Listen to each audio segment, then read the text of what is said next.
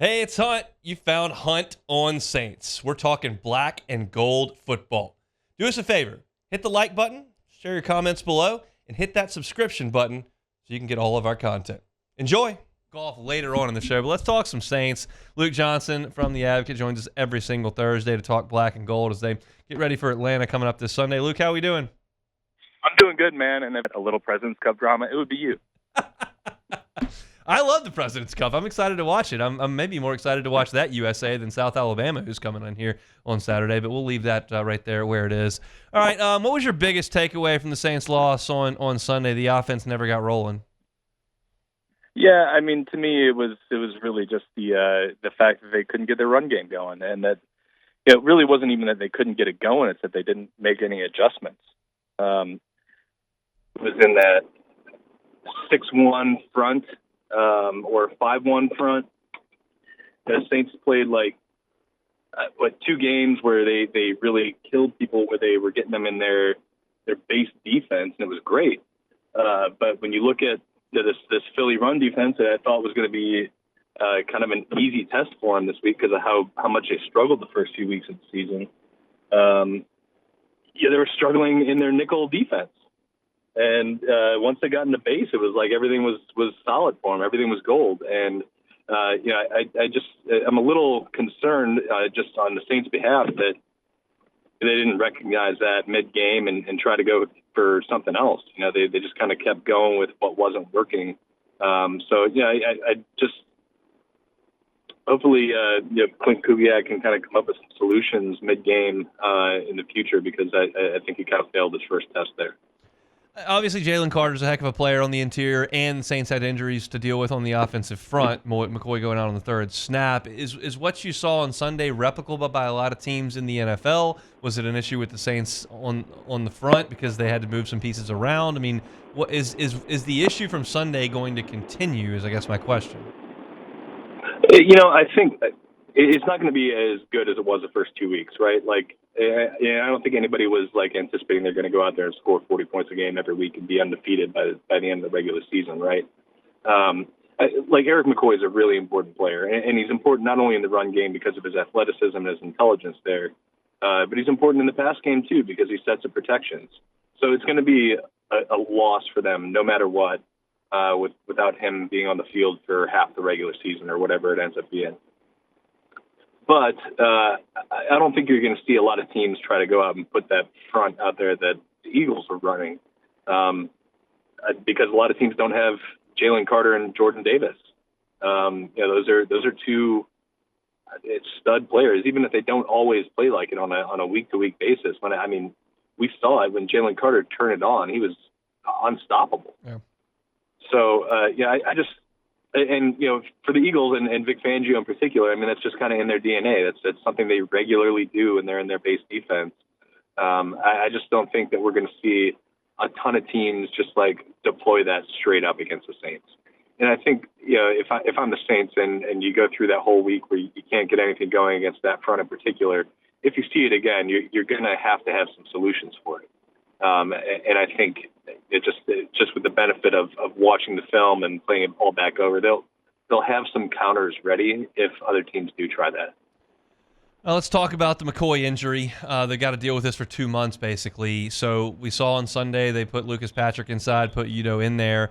Do you expect to see more of that? Is Ruiz an option? What do we expect to see on the interior now that McCoy's gone for 2 months? Yeah, I think it's a really good question. I don't think I actually have an answer for you. Ruiz is dealing with a knee injury, so he hasn't been at practice. I think it'd be tough to put him in at center right now. I think it would have been tough regardless. But I don't know if they just go right back to what they did last week either. Really, you're doing you're limiting yourself at two positions that way, right? Because Patrick isn't going to be nearly as good as McCoy at center, and then whoever is going in at left guard isn't going to be as good as Patrick there. So, I think it's a possibility that Shane Lemieux, who they signed from the practice squad, is their starting center, so they can only have drop off at one position instead of two. If Ruiz can't go this week, maybe they do keep Udo in there left guard. But if Ruiz is able to go, maybe it's Landon Young. He was the one who stepped in for Patrick in week 1, and really because he missed all of last week's practice with a foot injury, he's really only kind of available on an emergency basis last week.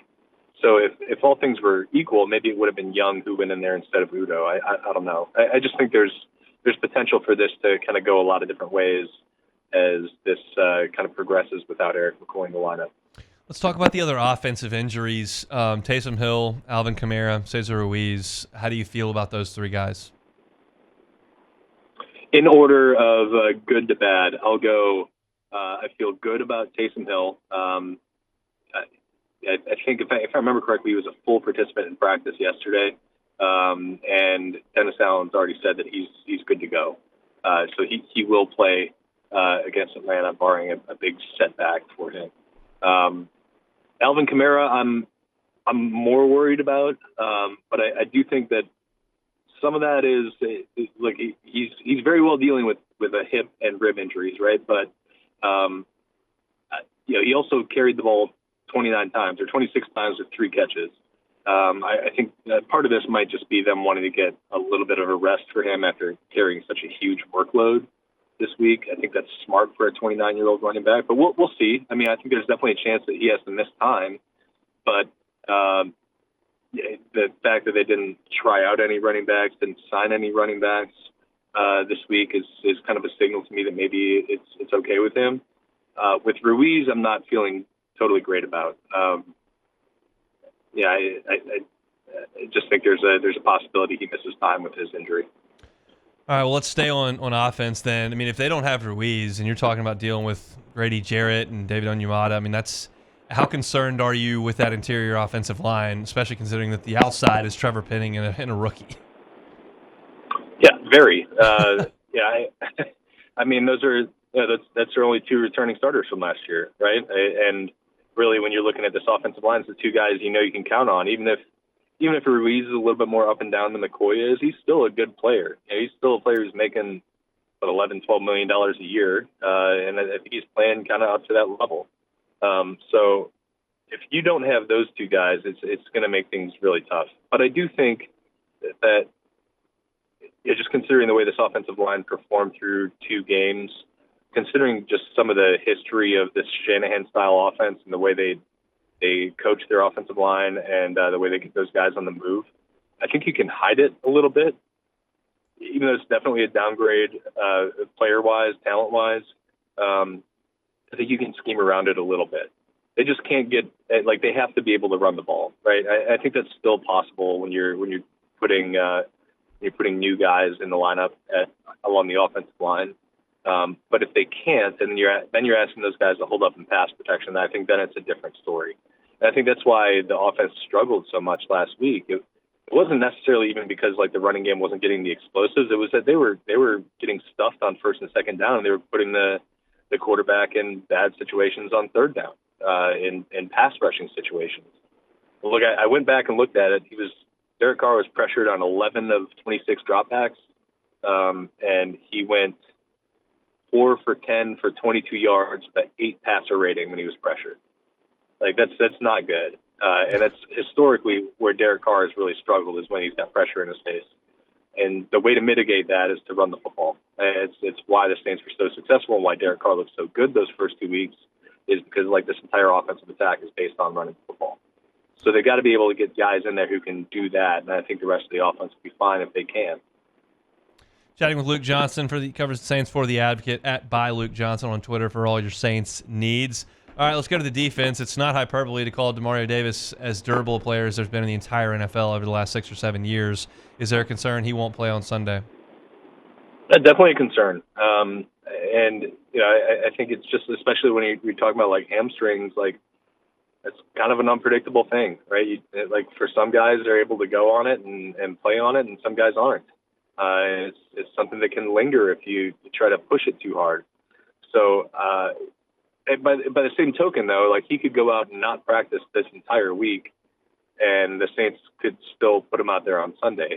He's that type of player where he's so experienced, he's so smart that he can take mental reps and be okay for game day. It's not ideal, but it's workable. So I don't know. I'm just going to be kind of keeping a very close eye on that one. This is a matchup in particular where you want him on the field with Bijan Robinson and Tyler Algier.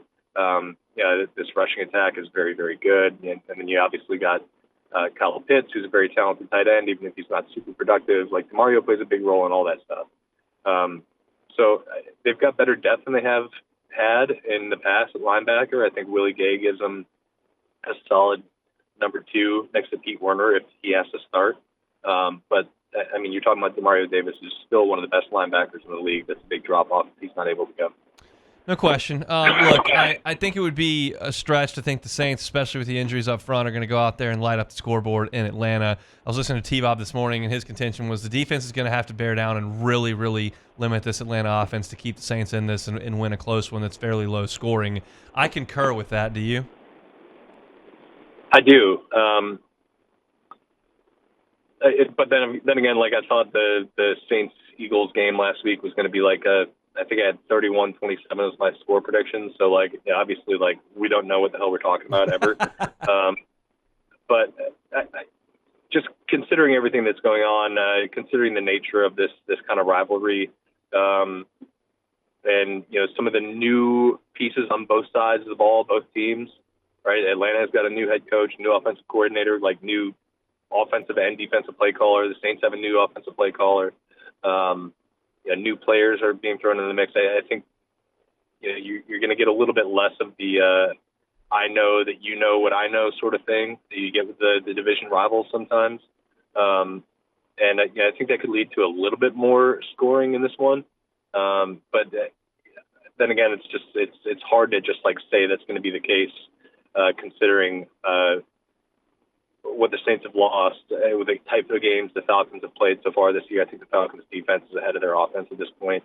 So I'm leaning toward like a lower scoring game, but I wouldn't be surprised if it's just completely subverts our expectations. Enjoy the ATL. We'll talk next week. Thanks, Luke. Thanks, buddy. Talk to you later. Luke Johnson with The Advocate at @ByLukeJohnson on Twitter is with us every single Thursday. We certainly do appreciate it. Big game, obviously. They're all big in the NFL, but this is a big one for the Saints. If you want to position yourself in the right spot early on in the division, it'd be great to go get one on the road against Atlanta. But these injuries are piling up, and they are significant. So we'll get an attendance report from practice here coming up in the next 20-25 minutes. In the second hour, we'll kind of alert you to how that looks, and we'll hear some sound from Dennis Allen as well. So Saints and Falcons, noon on Fox, coming up on Sunday. Hey, it's on. Thanks for watching Hunt on Saints. Before you leave, help us out a little bit. Hit that like button, leave your comments in the section below, and hit that subscribe button so you get all our content right here from Hunt on Saints. We'll see you next time.